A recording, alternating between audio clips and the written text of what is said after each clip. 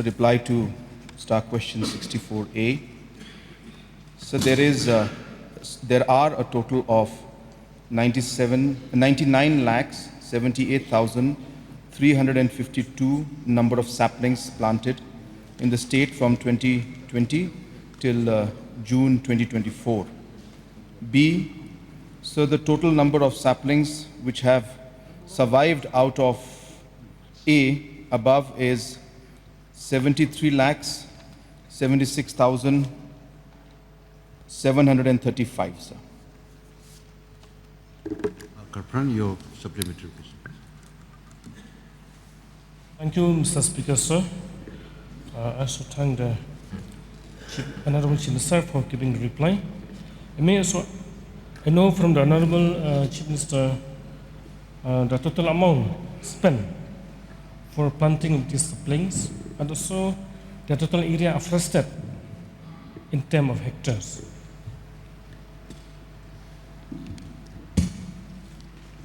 Sir, in terms of total cost, the exact number is, exact number is not available with me right now, but we have spent approximately 100 crores in the last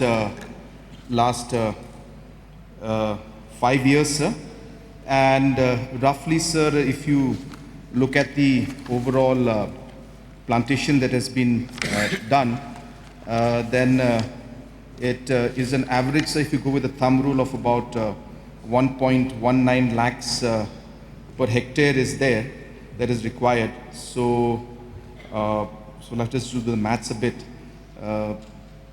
But roughly, so I'll have to exactly get the number. But as I said, about 100 crores has been spent in the last 5 years, sir. So when we see the numbers, 99,78,352 number of saplings planted in the last 4 years. The success rate is about 73.93%, while the mortality rate, sapling died, is 26 lakhs 1,617. That means the mortality rate is 26.07%. So what are the reasons for the mortality? And also what are the preventive measures to reduce such mortality? So there are multiple reasons for the mortality of the plants. Of course, sir, 75% plus minus is not a bad survival rate given the difficult conditions that they are planted in. But yes, of course, our desire would be to see that 100% survive. But just to give an idea, sir, the reasons could be anything from sometimes particular seed quality is not up to the mark sometimes, where particular seed, not the whole bunch, but a particular seed could be affected or infected. That could be some of the reasons. In some areas, the landscape and the slopes that are there, in certain areas, the soil conditions that are there, which may not be completely fertile, and therefore, though our efforts are made to ensure that we support it, it could still lead to some shortcomings. At the same time, sir, there could be anthropogenic activities which could be leading to forest fires and other activities. So these are things that can happen, sir. So grazing also is there, which is another factor that leads to these kind of mortality. But see, overall, sir, of course, we are making efforts that wherever we are planting these kind of trees and plantations, we are ensuring that we try and bring in the community into the activities. And once the community is involved, then the success rate is always higher, sir. So those mechanisms are being explored. And in the future, as I said, more and more involvement of community in some way where we are able to incentivize the entire process is also being considered. And we're hopeful, sir, that we will be able to increase this particular survival rate from 75% to maybe further to hope that we'll be reaching about even 100%. Sir. So please name these few indigenous species and these 5 numbers being planted in these plantations. So the exact species names are not there with me right now. All depends on, sir, location and area wise. So wherever the conditions are favorable for a specific species, then those particular species are put in place. But the names of the different species that are being put up in different parts of the state, as I said, is not available with me right now. But just to share with the House that whenever these plantations takes place, it is done keeping in mind the local conditions and ensuring that local species and indigenous species are used as far as possible. So, you see, I have mentioned that 26 lakhs, 1,617 saplings died. So the mortality rate, I said that 26.07%, that's huge numbers. And I want to know from the Honorable Chief Minister whether there's any monitoring in place, like monthly monitoring or quarterly monitoring like that. Yes, sir. Regular monitoring takes place.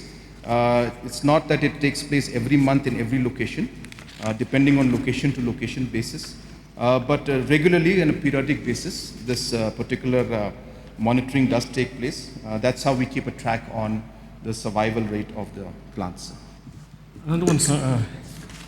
Is it one of the reasons that the rise of temperature and effect of global warming, as concerned by one of our member from Nukram, Baden, the other day he said that there is a normal rise in temperature in our state. So maybe due to depletion of forest covers, is it correct? Sorry, can you repeat the question? I mean, one of the reasons for the rise of temperature and the effect of global warming in our state. So is it due to the depletion of forest covers? Sir, it's a very broad question, of course, that honorable member has asked, but a very important question nonetheless, sir. That at the end of the day, we have global warming is not just a Meghalaya phenomena alone, it's a global phenomenon, sir.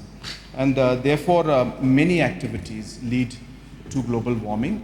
And of course, the deforestation is something that adds to the impact on global warming.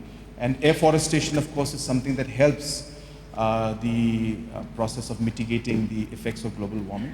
But there are many other factors that affect global warming.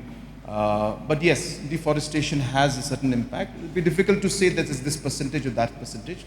But as I said, all kind of things, but it's more of the anthropogenic activities that actually lead to it, which is the human activities that are there, the CO2 emissions, the different aspects of pollution. So all of these factors are also there, sir. It's a larger scope of discussion. It will be difficult for me to give a brief answer to this. But yes, in short, it does impact, sir. One last question, sir. Thank you, Honorable Chief Minister. So one last question. What is the role of Meghalaya State Council on climate change and sustainable development? What is its role, sir? So this is a completely different question, but since the honorable member has asked, and I can just give a basic idea. That's the Climate Council, and is basically meant to address the issue of climate change and sustainability in the long run, sir. What we have seen, sir, is that many departments are working in silos. So you have the forest department that grows and plants or protects the forest. There is a soil conservation department that is trying to conserve the soil, as at the same time the different kind of springs that are there. The water resource department is trying to conserve the catchment areas. At the same time, CNRD is spending almost about 30 to 40% of the MGNREGS budget on water conservation. The mining department has got funds under MEPRF to rejuvenate and to protect the different rivers. The environment department has triple MCR fund of close to 200-300 crores, where we are meant to again protect the environment. We have the SPV under the cement plant Lafarge area, which again has a fund that is there.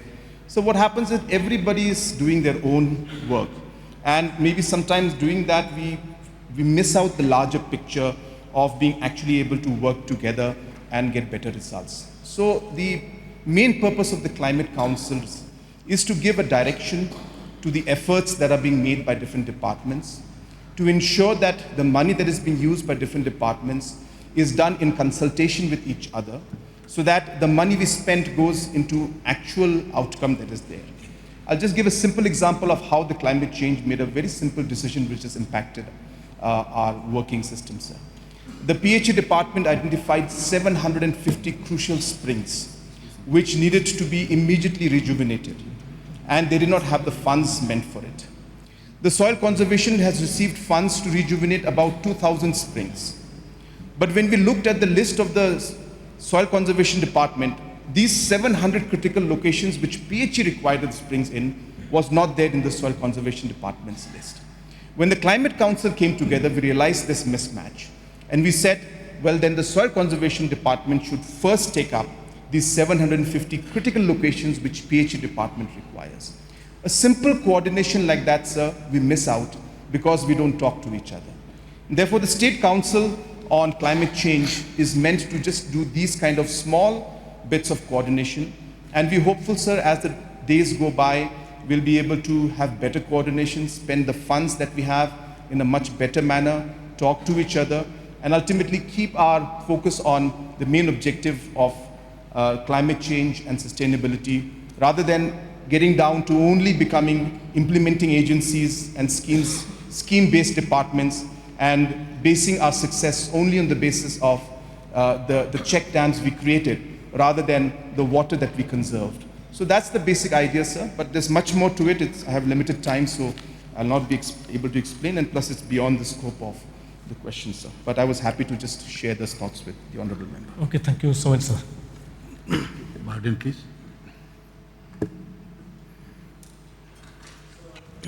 So I believe that tree plantations undertaken by the state government were done on the different schemes. So may I know on the which schemes, sir, the tree plantation were carried as far as the numbers of trees are concerned? Yes, sir, it is correct. There are different schemes in different districts that have been taken up. Just to give it a rough idea, I won't go into the details, sir.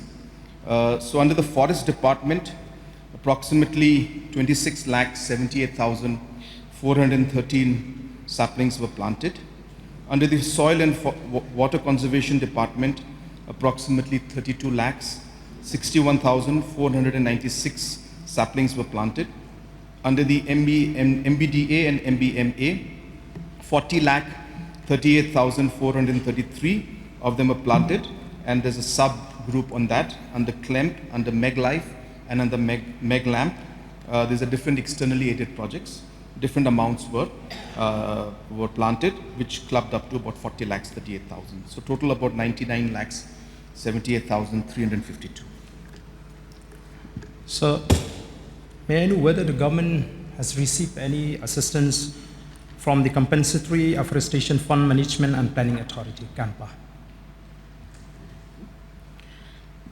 Yes, sir, those funds are also there, but those funds have not yet been utilized for plantation purpose yet.